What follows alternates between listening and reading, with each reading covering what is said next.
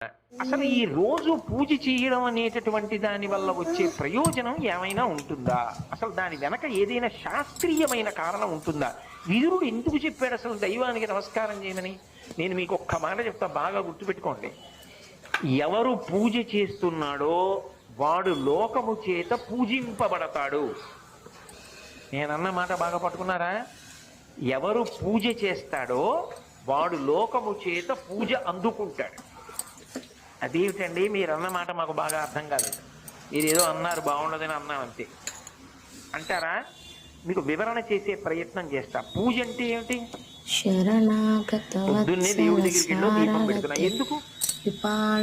ఎవరు భగవంతుడు? చంద్ర సూర్యౌ చ నేత్రే కర్ణావాసా శిరోద్యౌ ముఖవిదహనో యస్య వాస్తేయమబ్ధిః అంతస్తం యస్య విశ్వం సురనర కకగో భోగి గంధర్వ దైత్యైః చిత్రం రమ్యతే